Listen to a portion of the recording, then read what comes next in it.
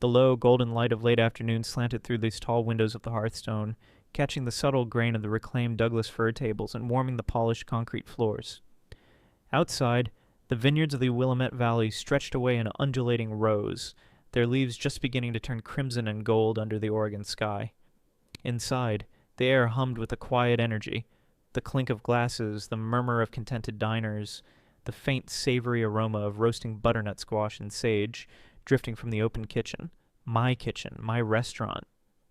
The hearthstone wasn't just a business, it was the culmination of every dream I'd dared to have since I first learned the magic of transforming simple local ingredients and under the patient guidance of my Nonna Emilia. It was built on respect for the land, for the farmers, for the craft. Tonight, however, the familiar warmth of the space felt overlaid with a thin, brittle tension only I seemed to notice. It was Thanksgiving, and the Rossi family had gathered at my table, in my successful establishment. My treat, of course. I watched from the edge of the dining room as my staff moved with quiet efficiency, their professionalism a soothing counterpoint to the familiar anxiety tightening my chest. I'd overseen every detail, from the curated playlist of mellow indie folk to the specific vintage of Pinot Noir. I knew my father, a retired literature professor, ostensibly preferred, though he'd likely find some obscure reason to critique it later. I wanted, perhaps foolishly, for this evening to be different.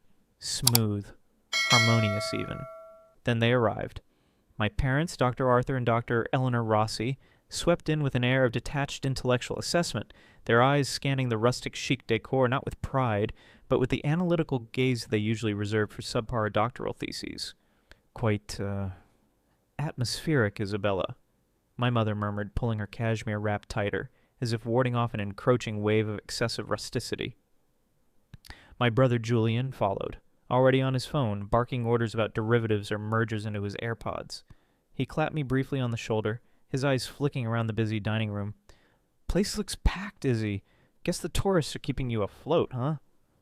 The implication, as always, my success was quaint, localized, nothing compared to the high-stakes world of finance he inhabited back east.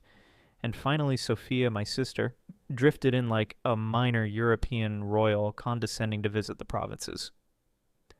"Darling," she sighed, offering an air kiss that landed somewhere near my ear. "The drive out here is simply brutal. You simply must consider a location closer to Portland next time. Think of the clientele you're missing." She smoothed her silk blouse, already looking bored. Sophia, whose most recent occupation was curating her husband's art collection and offering unsolicited critiques of everything else. We settled into the best table, the one near the large fieldstone fireplace. I'd planned a special menu showcasing the valley's autumn bounty: chanterelle mushroom tartlets, slow roasted heritage turkey with cider maple glaze, delicate pear, and hazelnut salads. The food, at least, was something I could control, something I knew was exceptional. The conversation, however, quickly veered into predictable territory. Julian held court with tales of multi-million-dollar deals, peppering his narrative with acronyms and name drops designed to impress and exclude. Sophia recounted at length the utterly transformative experience of viewing a minimalist art installation in Berlin, subtly lamenting the lack of true cultural sophistication in Oregon. My parents listened intently, asking leading questions, their faces alight with vicarious pride. "Fascinating, Julian. The market volatility must require nerves of steel." "Sophia, your eye for nuance is remarkable, dear." When I tried to steer the conversation towards the local cheesemaker whose aged cheddar featured in the appetizer, or the farmer who grew the heirloom squash. My comments were met with polite nods before the focus snapped back to Julian's portfolio or Sophia's upcoming trip to Tuscany. "Izzy's always been so hands-on," my mother remarked at one point, gesturing vaguely towards the kitchen. It wasn't meant as a compliment. In their world, hands-on was code for not intellectual, a step down from the world of ideas and finance they valued. My father added, "Still, it's good you found your niche, Isabella. A practical skill. Practical? Like plumbing." He'd never once called Julian's volatile career merely practical. I bit back the retort, the litany of achievements I could have listed, the glowing reviews, the industry awards, the financial independence I'd built entirely on my own. What was the point? They saw what they wanted to see. Julian the brilliant, Sophia the sophisticate, and Izzy the cook. Competent, perhaps, in her limited sphere, but ultimately playing in the minor leagues. The familiar ache of being fundamentally misunderstood settled in my stomach, heavier than the rich food. After the main course plates were cleared, just before dessert, Julian cleared his throat, a self-important smirk playing on his lips. "All right, folks," he announced. "Before Izzy brings out whatever artisanal confection she's whipped up, Mom, Dad, Sophia, and I wanted to give our hard-working hostess a little token of our appreciation for putting up with us tonight." Sophia placed a flat, awkwardly wrapped package on the table in front of me. It felt suspiciously light. "Just a little something we picked up," she said with a dismissive wave of her hand. "We thought it captured your essence." A knot formed in my throat. I forced a smile and carefully peeled back the cheap wrapping paper. Inside was a framed caricature. The drawing was crude, hastily done, the kind you get for $10 at a street fair. It depicted a wildly exaggerated version of me, hair escaping a messy bun, sauce smeared on my cheek, eyes wide with manic energy. I was wearing a ridiculously stained apron, juggling flaming pans while a cartoon mouse nibbled at a fallen carrot near my oversized clunky shoes. The caption scrawled beneath in garish bubble letters read, "Our Michelin star chef." A beat of silence hung in the air. Then Julian snorted with laughter. Sophia giggled behind her hand. "It's uncanny, isn't it?" She tittered. My mother chuckled nervously. "Oh my, well, it certainly has energy, dear." My father shook his head, a small pitying smile on his face, the kind he wore when I tripped on the sidewalk as a child. "Quite the likeness," he murmured, avoiding my eyes. They thought it was funny. A harmless joke. A little roast for the family workhorse. They didn't see the sneering contempt behind the cheap ink, the utter dismissal of everything I'd poured my heart and soul into. The Hearthstone wasn't chasing Michelin stars. It was about something deeper, more connected. But they wouldn't know that. They hadn't bothered to understand. This caricature wasn't just mocking my profession. It was mocking me, reinforcing their perception of me as the slightly chaotic, less than polished outlier. The heat rose in my cheeks, a prickle behind my eyes. Years of striving, of proving myself, of hoping that this time they would see me, truly see the successful, capable woman I had become. All of it crumbled under the weight of that single, ugly drawing. It wasn't just an insult.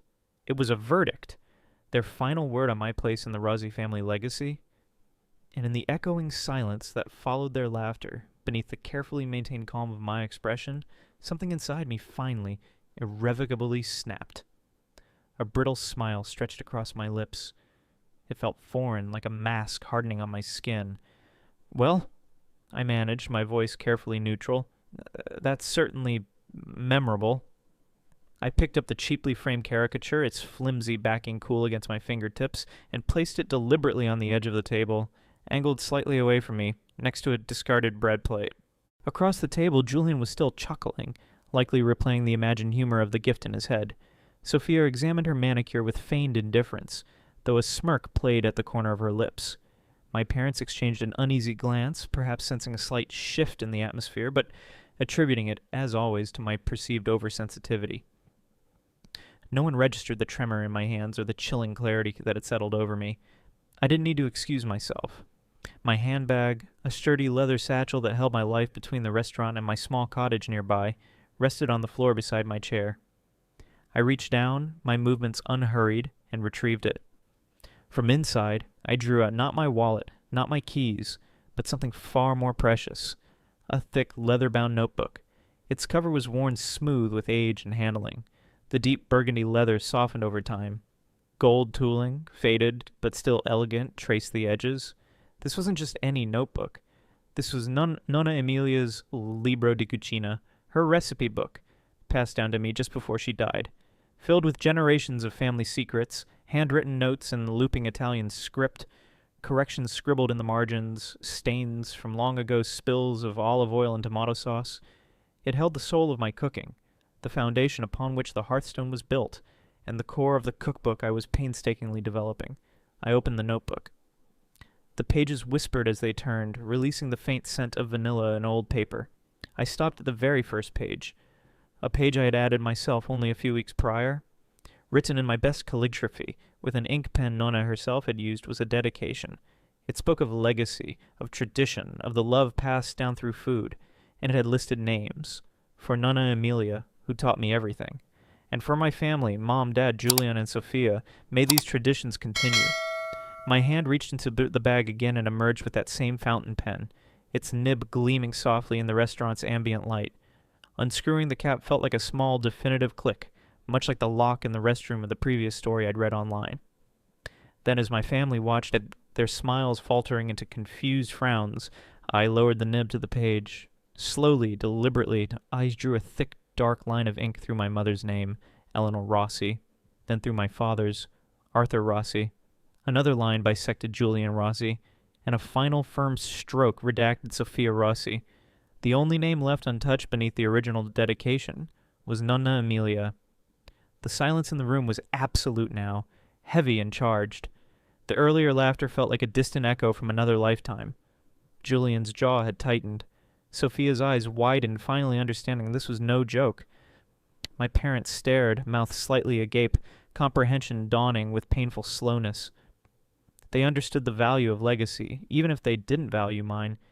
They knew what this book represented. I looked up, meeting each of their gazes in turn. My voice when I spoke was quiet, devoid of anger, imbued only with a chilling finality. I believe, I said softly, these particular traditions, this legacy, it deserves to be shared with those who truly understand its worth. I gently closed the leather-bound cover, the weight of the book feeling solid and grounding in my hands. I placed it carefully back into my satchel. Then I stood up. Dinner, I announced simply, my voice steady, is over. Without another word, I turned and walked out of the private dining room, leaving them there amidst the cooling plates, the half-empty wine glasses, and the garish, insulting caricature. The soft murmur of the main dining room enveloped me as I moved through my restaurant, my steps even, my head held high. The legacy of Nonna Amelia was safe with me. Their part in it had just been irrevocably erased. The automatic doors of the hearthstone slid shut behind me, muffling the confused murmur I had left in the private dining room. The cool night air of the Willamette Valley hit my face, carrying the damp scent of earth and distant wood smoke. It felt like surfacing for air after being submerged for far too long. I didn't look back. My car was parked around back near the kitchen entrance, but I didn't head straight for it. Instead, I walked towards the small herb garden bordering the patio, the gravel crunching softly under my boots. Leaning against a low stone wall, I breathed deeply, the familiar sense of rosemary and thyme grounding me. The caricature wasn't just an insult. It was a mirror reflecting back the distorted image my family had always insisted on seeing. It wasn't about a lack of humor. It was about a fundamental lack of respect, a willful blindness to who I actually was. And the notebook, striking their names from Nonna Amelia's legacy, felt less like an act of anger and more like a necessary act of preservation. My childhood home, presided over by Drs. Arthur and Eleanor Rossi, was a place of quiet intellectualism, muted colors, and unspoken expectations. Conversations revolved around literature, history, academic achievements, and the subtle but constant pressure to pursue careers deemed worthy. Law, medicine, academia, or in Julian's case, the ostensibly sophisticated world of high finance. Emotions were analyzed rather than felt. Passion was suspect unless directed towards tenure or a prestigious fellowship.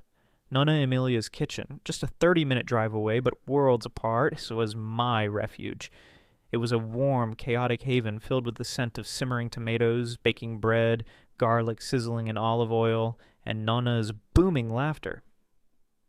While my parents dissected Proust, Nonna Amelia taught me the language of food. She didn't just give me recipes. She gave me stories, history, a connection to the generations of women before us who had expressed their love and artistry through feeding others. She showed me how to feel the dough, smell the ripeness of a peach, listen to the sizzle in the pan. She saw my fascination, my innate knack for flavor and balance, and she nurtured it fiercely. "Isabella," she'd say, wiping flour on her apron, "you have the hands, Cara, and the heart. Don't let anyone tell you this isn't important work." She was the only one. When I proudly presented my parents with a perfectly risen souffle at age 14, a feat requiring significant technical skill I had practiced for weeks, my mother had murmured, "Very nice, dear, but have you finished your history paper?" Julian had complained it wasn't chocolate. Sophia had picked at it and declared herself practically vegan that week. Only Nonna had savored every bite, her eyes sparkling, declaring it better than the ones in Napoli. This pattern defined my adolescence. Julian's acceptance into an Ivy League business school was cause for a celebratory dinner at Boston's finest steakhouse. Sophia's lead role in a college play, funded naturally by my parents, earned her endless praise for her artistic temperament.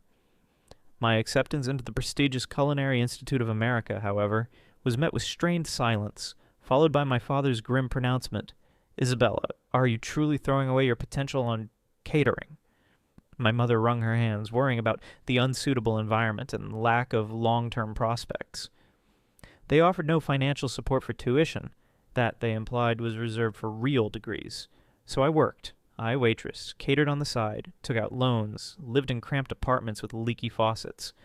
Culinary school was intense, demanding, and brutally competitive, but I thrived on the pressure, the tangible skill, the validation that came from mastering a difficult technique or creating something beautiful and delicious.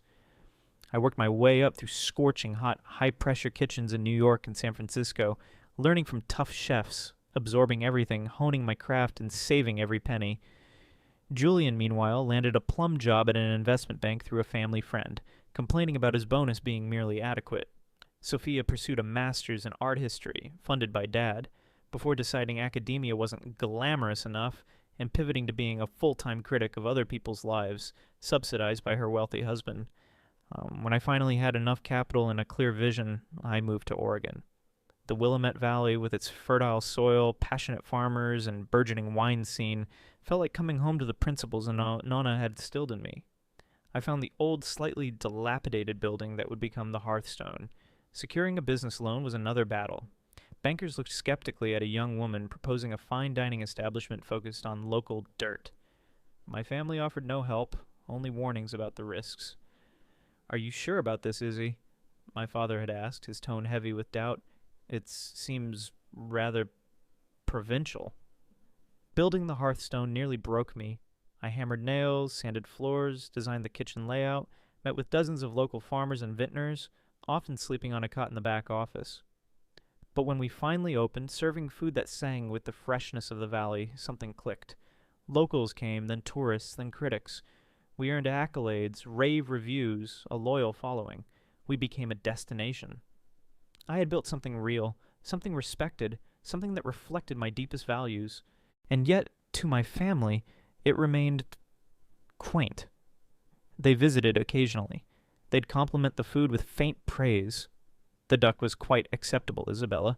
Before launching into critiques of the wine list or the service speed, Julian once asked loudly, within earshot of my maitre d', if I was even breaking even on the place. Sophia would regale the table with stories of Michelin-starred restaurants in Europe, implying none too subtly that the Hearthstone couldn't possibly compare. They never seemed to grasp the scale of the operation, the complexity, the sheer hard work involved, or the level of recognition I'd achieved in my own right.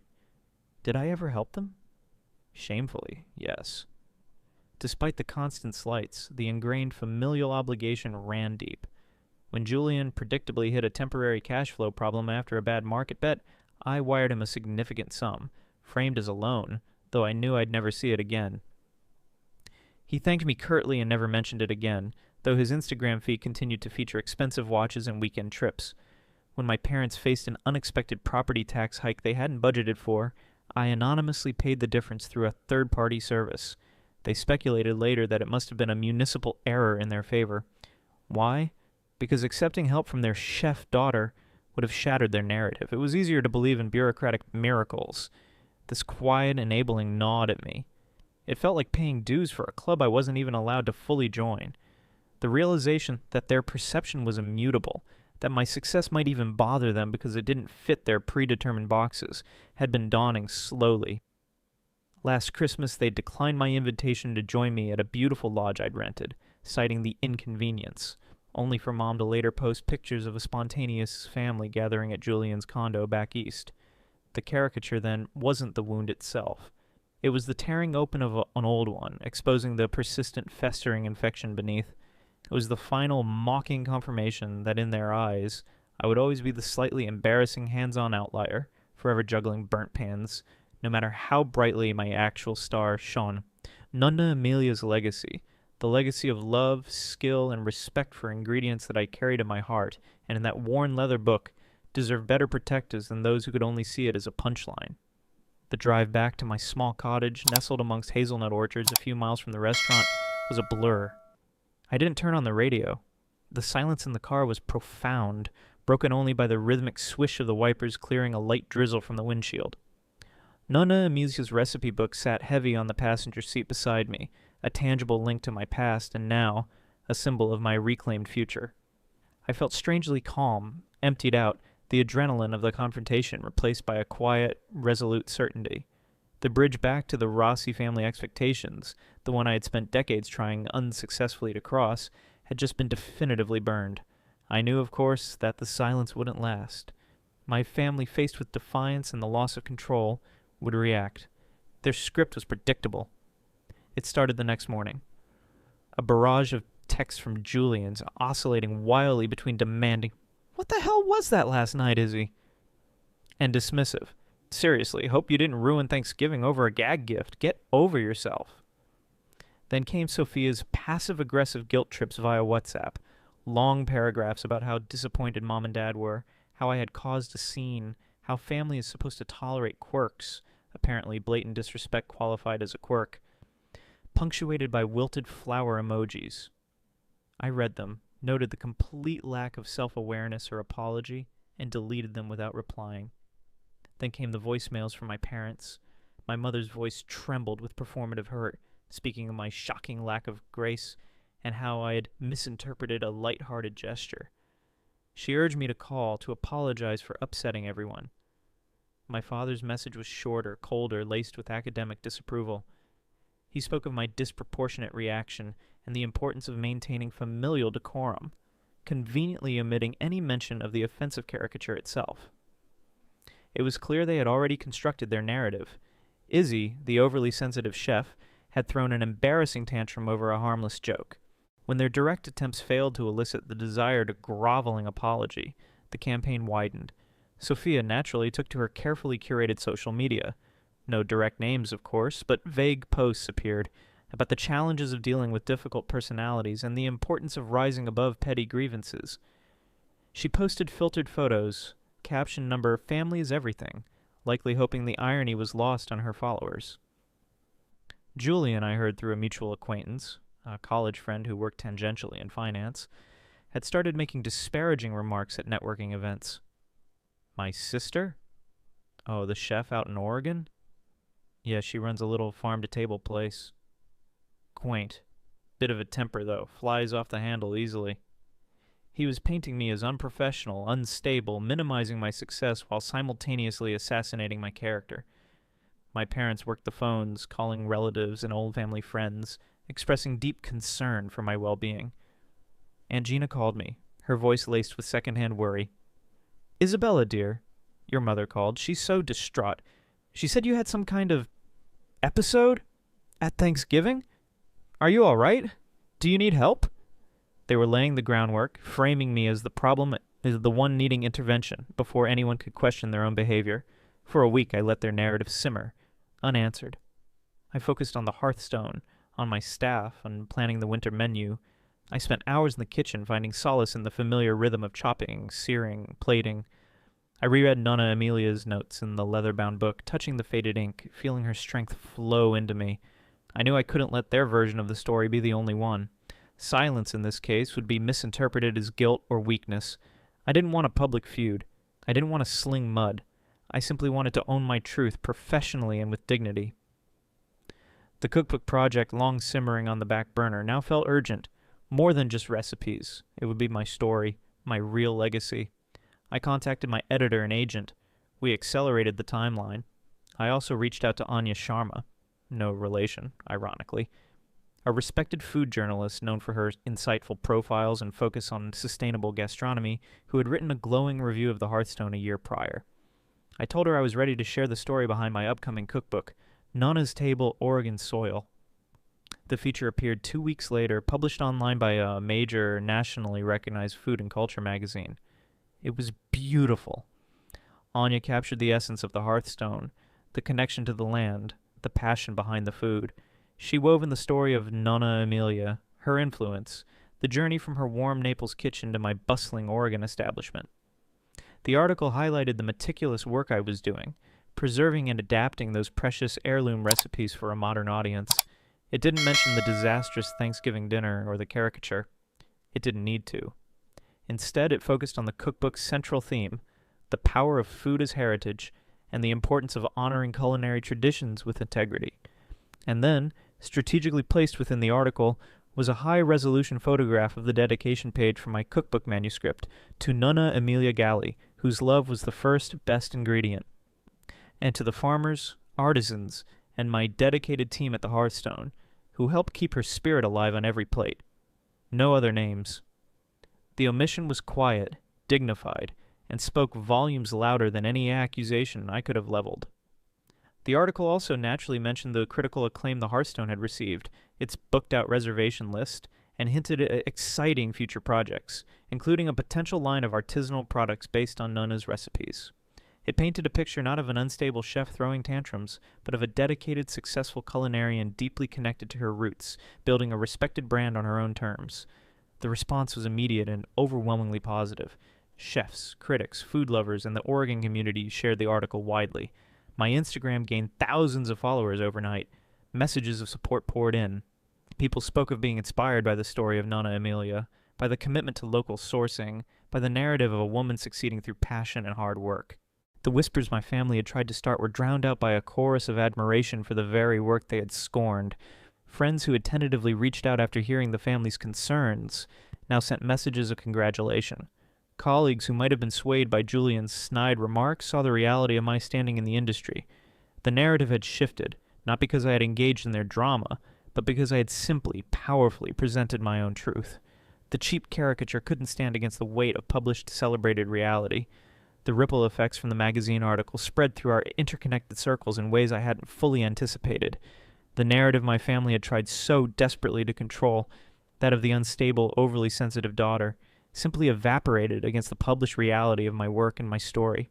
Friends of my parents, I heard later through the grapevine tended by Aunt Gina, who after reading the article had called me, tearfully apologizing for ever doubting me, began asking pointed questions.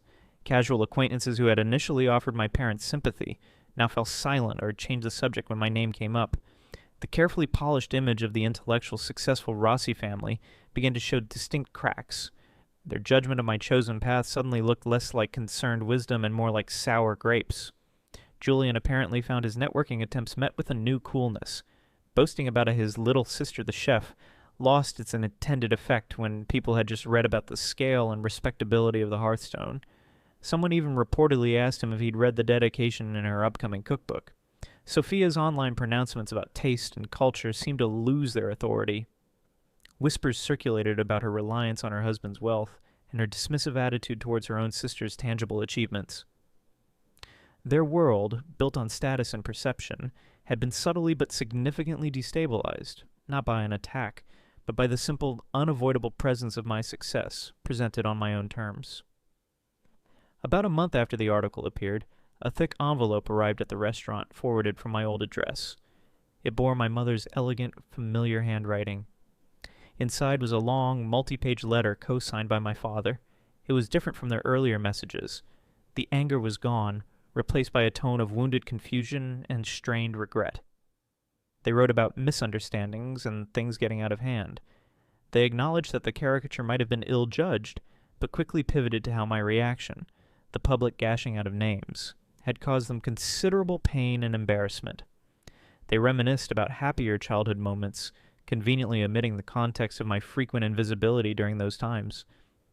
They spoke of love, of family bonds being unbreakable, and expressed a hope that in time we could all find a path back to forgiveness and put this unfortunate episode behind us. It was a masterclass in avoiding true accountability. There was regret for the consequences they were facing, but no real apology for the decades of dismissal that led to the breaking point.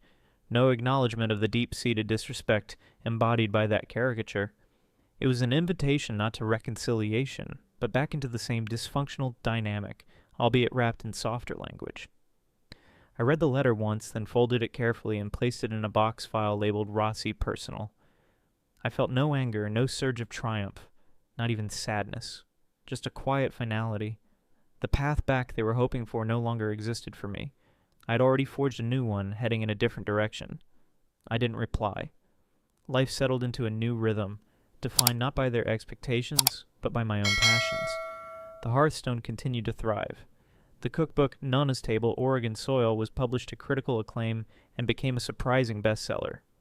I poured my energy into developing a small line of artisanal pastas and sauces based on Nonna's recipes, working with local producers, finding joy in the creative process.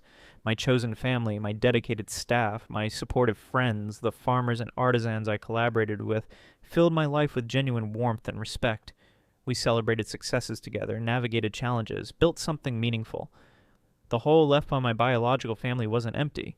It had simply been filled with healthier or more nurturing connections. One evening during a busy dinner service, a young woman approached me shyly near the pass. She looked barely out of culinary school, her eyes wide with admiration. "Chef Rossi!" she stammered. I wanted to say thank you. I read your story in that magazine feature. My parents, they wanted me to be a lawyer. They said cooking wasn't serious. Reading about you, about how you stuck to it. It gave me the courage to keep going. So, thank you." Her words hit me harder than any family criticism ever could. That felt like legacy. Not a name etched on a dedication page, but the quiet ripple effect of living authentically, perhaps inspiring someone else to do the same. I still hear practically nothing from my parents, Julian or Sophia. The silence across that void is vast now. It no longer feels like a painful void, but like quiet, open space. Space for me to grow, to build, to breathe. I don't know if they ever truly understood the caricature, the recipe book, the years leading up to it. I don't know if they regret their actions or just the consequences. And the strange thing is, I find I don't need to know. The Isabella Rossi who desperately craved their approval, who would have done anything for a scrap of validation. She doesn't run this kitchen anymore. Was striking their names from Nonna's book too harsh, or was it the only way to finally claim my own inheritance? What do you think?